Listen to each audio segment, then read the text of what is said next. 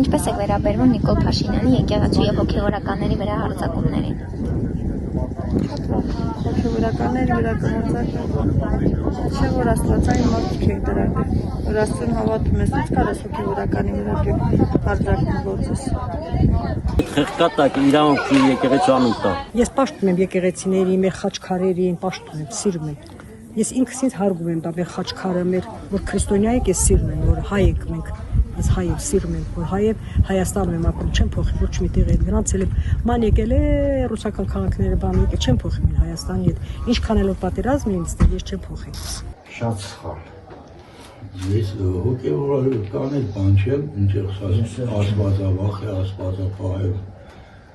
Գիտեմ, որ քրիստոնյա եմ, բայց մոլերան չեմ, բայց թե շատ վատ։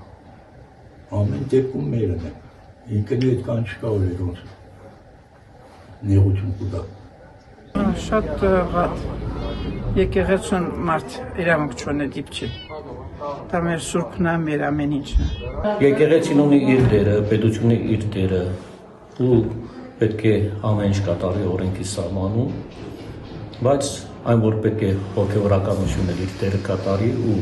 ավելի շատ բարոյապես կարողանա մեր ազգին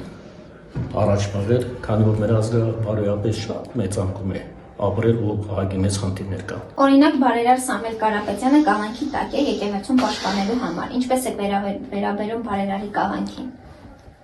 Էլի վատ։ Գիտենք որ սարկած բան է։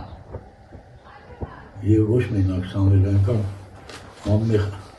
կաղանավորներ կան որ անկանի շատ։ Դա իր անձնական գործն է, պաշտպանելա կարող իր համար շատ ճիշտ է։ Ճիշտ է այլ պաշտպանելա։